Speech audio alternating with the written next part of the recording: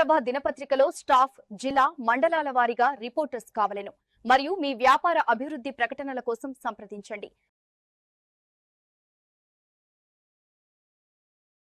1946 నుండి 1951 వరకు జరిగిన మహత్తర తెలంగాణ సాయుధ రైతాంగ పోరాటం ద్వారా 3000 గ్రామాలలో స్వయం పరిపాలన సాగించుకుంటూ 10 లక్షల ఎకరాల భూములు సాగు చేసుకుంటుంటే యూనియన్ సైన్యం వచ్చి 3000 మందిని చంపితే సెప్టెంబర్ 17న విమోచన ఎలా అవుతుంది? సిపిఐ ఎంఎల్ మాస్ లైన్ ఉమ్మడి వరంగల్ జిల్లా కార్యదర్శి కొత్తపల్లి రవి ప్రశ్నించారు.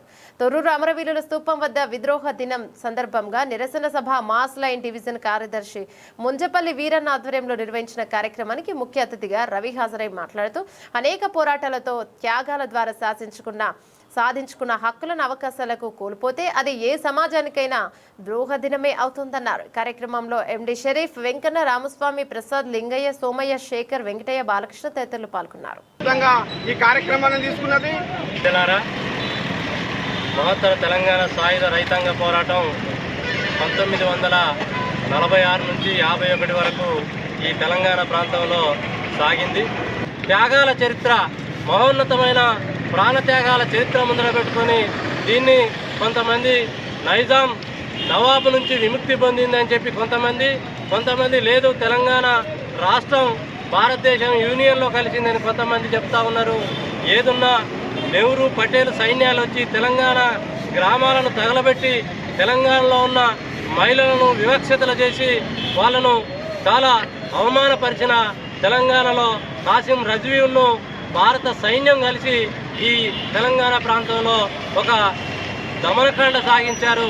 ఈ దమనకాండలో హిందూ భూస్వాములు ఎవరైతే ఉన్నారో, హిందూ భూస్వాములు ముఖ్యంగా ఎర్రబాటు దొరలు కావచ్చు, విష్ణూరి రామచంద్రారెడ్డి కావచ్చు, వీళ్ళంతా కాసిం రజ్వీతో కలిసి, రజాకార్ నాయకుడైన కాసిం రజ్వీతో కలిసి తెలంగాణ ప్రజల మీద, ముఖ్యంగా పీడిత ప్రజల మీద, పోరాటంలో పాల్గొన్న కమ్యూనిస్టుల మీద ఆ రోజు దుర్మార్గాలు చేశారు, దాడులు చేశారు.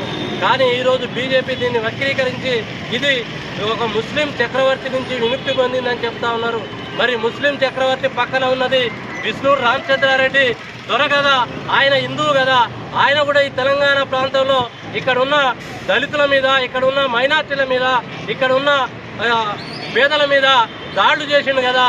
మరి కాసిం రజ్వీకును విష్ణూరు రామచంద్రారెడ్డికి తేడా లేనప్పుడు ఇది ముస్లిం చక్రవర్తి నుంచి విముక్తి పొందింది ఎట్లా అవుతుంది?